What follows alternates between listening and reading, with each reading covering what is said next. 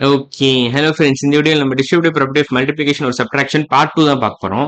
So part 1ல நான் ஆக்சுவலா என்ன சொல்லியிருந்தேன்னா, இந்த லைட்டா ஒரு இன்ட்ரோ குடுத்திருந்தேன். ஸோ அந்த வீடியோ பார்க்கலாம். அந்த வீடியோ பார்த்துட்டு இன்னைக்கு வீடியோக்காங்க. ஸோ இன்னைக்கு வீடியோ நம்ம பார்ட் 2 பார்க்கலாம். ஸோ பேசிக்கா இதுக்கும் டிஸ்ட்ரிபியூட்டிவ் ப்ராப்பர்ட்டி ஆஃப் மல்டிப்ளிகேஷன் ஒரு சப்ட்ராக்ஷனுக்கும் டிஸ்ட்ரிபியூட்டிவ் ப்ராப்பர்ட்டி ஆஃப் மல்டிப்ளிகேஷன் ஒரு அடிஷனுக்கும் உள்ள டிஃபரன்ஸ் சிமிலாரிட்டிஸ் நம்ம பார்த்துடலாம்.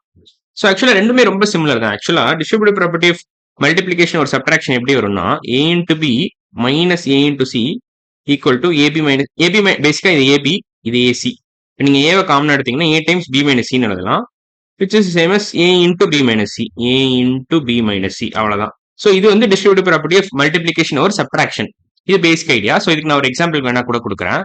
ஸோ சப்போஸ் இப்போ உங்ககிட்ட let's say 37 into 13 minus 37 into 3 இருக்குன்னு வச்சுக்கோங்களேன்.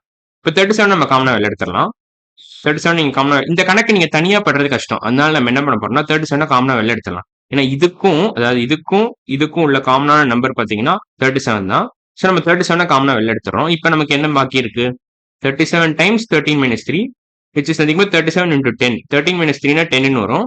37 into 10 which is equal to 370. ஓகேவா? ஸோ இது ஒரு ஐடியா.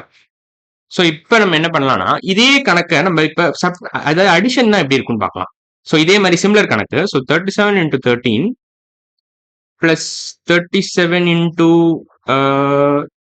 லெட்ஸ் சே 7 வச்சுக்கலாம். ஸோ 7 வச்சுக்க கொஞ்சம் ஈஸியாக இருக்கும். இப்போ 37 அதே மாதிரி இதுக்கும் காமனா என்ன இருக்கு? 37 தான் இருக்கு. ஸோ 37 காமனா வெளில எடுத்துருங்க. இப்போ நம்ம எப்படி எழுதலாம் இதை? 37 டைம்ஸ் 13 பிளஸ் 7 எழுதலாம்.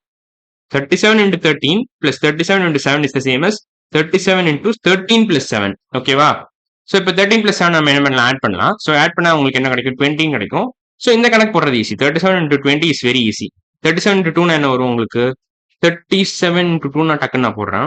ஸோ 7 2 14, 3 2 6, 7 74 வரும். So overall answer 740. டக்குன்னு நம்ம கால்குலேட் பண்ணிட்டோம். சப்போஸ் இதே கால்குலேட் பண்ணிட்டு பிளஸ் 37 into 7 பண்றது ரொம்ப கஷ்டம். ஸோ இது இங்கதான் உங்களுக்கு டிஸ்ட்ரிபியூட்டிவ் ப்ராப்பர்ட்டியோட மகிமையே இங்கதான் தெரியும் உங்களுக்கு. நம்ம காமனா ஒரு நம்பரை வெளில எடுக்க முடிஞ்சா எடுத்துருங்க. எடுத்துட்டு நீங்க ஆட் பண்ணிடலாம் அந்த மாதிரி. ஸோ ஆட் பண்ணீங்கன்னா உங்களுக்கு ஈஸியா கணக்கு போட்டுடலாம். ஸோ மெயின் பர்பஸ் என்னதுன்னா to solve complex problems quickly. அதான் டிஸ்ட்ரிபியூட்டிவ் ப்ராப்பர்ட்டியோட மெயின் ஐடியாவே.